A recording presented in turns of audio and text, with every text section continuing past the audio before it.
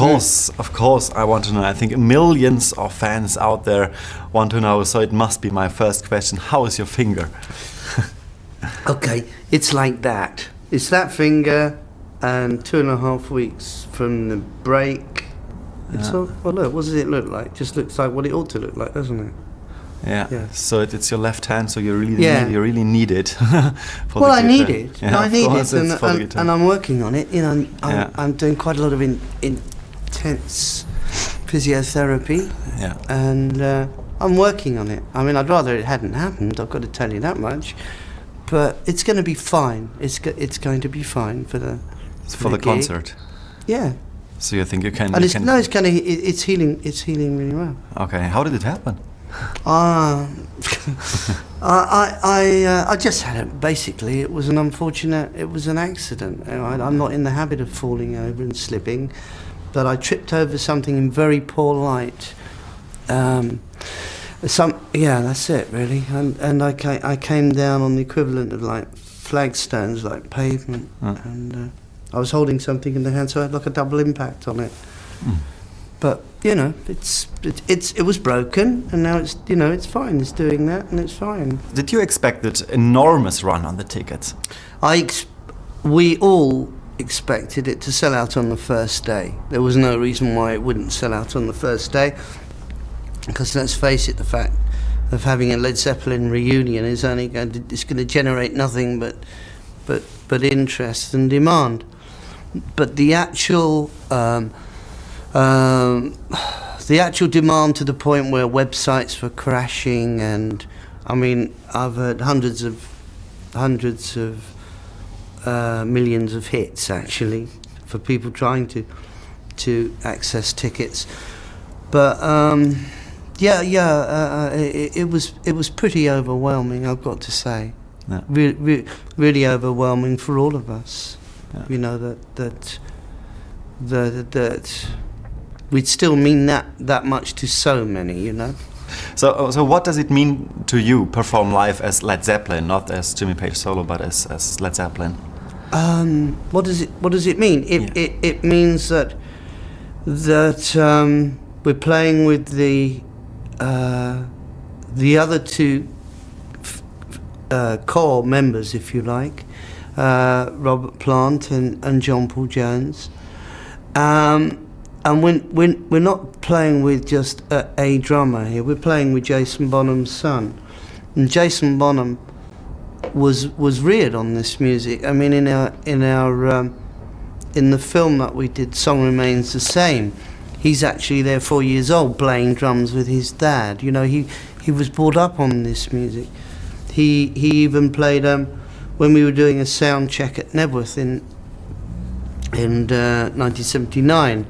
He actually came on the drums and started playing them behind us while we were playing, and his dad nipped out to have a listen to how his drums are sounding. You know, he's been a part of us. He actually he was on a solo album that I did. He toured with me when he was much younger man. You know, you know, he loves Led Zeppelin music. But he knows how it ticks, why it ticks, and that's the important part of the four members playing together, because they understand how it was crafted, why it works, how it works, and why it works, and just what a thrill it is to play it when it's being played properly like that. Are you afraid? Are you nervous? Or is it just business as usual after many years playing together? The playing together part is absolutely marvellous. I mean, it's not business as usual. It's business as it is relative to the Led Zeppelin members actually playing and having a wonderful time. So that aspect of it, the business, is actually, it's in a totally different sphere to anything that I've ever experienced before. So I'm not so sure that I'm totally at home with all of that, but I enjoy the playing. I read that you will play a big set. So what songs will you play? Is it kind of a best of, or is there even a new song? Or well, it's not the worst of, if ever there was a worst of. It's a point of reference, if you like, for for the recorded history of Led Zeppelin, more so from what you would know from the albums, and I think the balance of the set. I mean, it's not as though we just. It would have been interesting just to have done a whole set from another point of time, if you like, the numbers. But at that time, in the 70s, there was quite a lot of long, extended improvisations, which are really quite substantial and really, really good. But we're still improvising within the numbers. There's still nothing is ever exactly the same. Any 2 days in a row here, but it's all really, really good. The quality is immense. So the set reflects a recorded history of Led Zeppelin. It's got some surprises in there. So far, I mean, we haven't done our. We'll know what the set is when we do our sound check. But we've worked on a prospective set, and so much that it started with an hour. That's the slot that they had for us on this show, and we couldn't possibly just do an hour. I mean, because we were taking this really seriously. And that went to sort of 75 minutes, 90 minutes, and before we knew where we were the best side of 2 hours. So we've got quite a, you can imagine there's quite a substantial set going on. Great. So whose idea was it, this kind of a reunion? I'm not really sure who. We were having a meeting, and I don't know who actually proposed it, but it certainly came soon after there was a business meeting with the managements and the cast, if you like, the cast of Led Zeppelin, and then it was put forward that there was going to be this, that they were hoping to put these tribute concerts, plural, together for Ahmet, of which we were going to do one night, and there was going to be another night. In actual fact, it just came down to the one night. And wouldn't it be fun if we came together? And everyone said sure. So it's for Ahmet. What did it's for the foundation, for the Ahmet Ertegun Foundation. Yeah. What did he mean to you? Which obviously they're going to establish it that night. So what did Ahmet mean to you in this early years? What did Ahmet mean to? Yeah, to Led Zeppelin. Well, it's what Ahmet represented before we even. Well, actually, before there even was Led Zeppelin, what Ahmet represented. Ahmet was a fan of music, and he and his brother started, along with some others, Atlantic Records. And his brother Nesri took care of like a whole jazz catalogue, which is, they established that, and substantial jazz was recorded on within Atlantic. But Ahmet was the more flamboyant character, but again with his love of music, he turned his, I guess what would have been his hobby at the time, into a substantial business, and he really pioneered the whole New York scene of R&B, and he brought in Ray Charles, as we know. He was a substantial player in all this, as far as an independent label went. Well, now there are other people, like Sam Phillips, who had Sun Records in Memphis, but certainly as far as the New York scene, it was major and substantial. Now there is this new best of CD, The Mothership. I like it very nice. It's really nice. Yeah. The double CD with a DVD, but it's a best of album. So why another one? There are already some best ofs.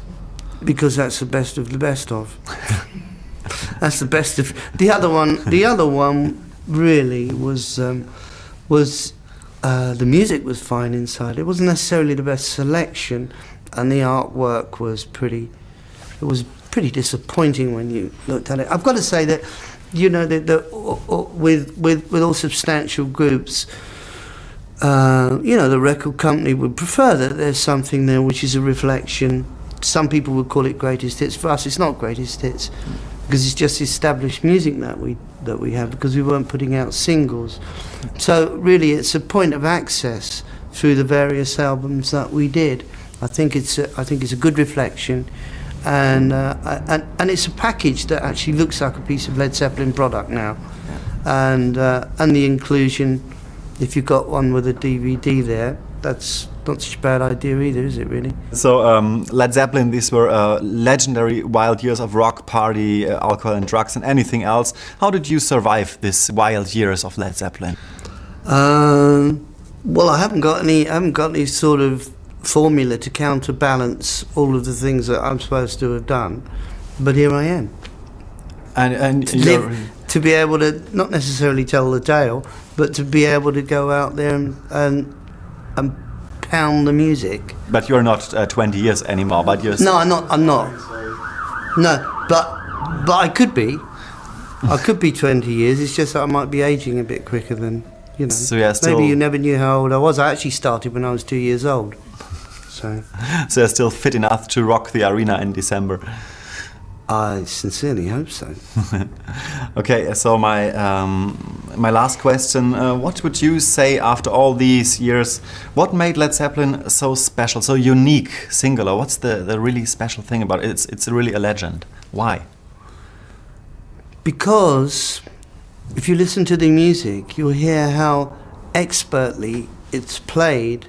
And look, you can have one virtuoso musician in a band, or you can have a superb singer in another band, but it sort of functions all right around that.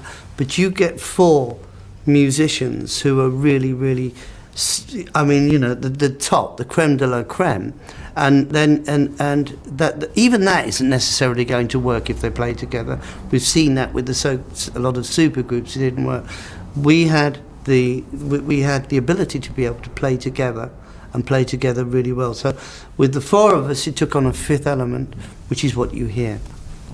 And it's crafted so well, and that, you know, it seems to have it's played so honestly as well that it has an access point to it appears to have an access point to current generations as they come along. They understand what we were doing. That's what it is, a level of understanding. It's not some hype phenomena. It's really what it is. Thank you very much.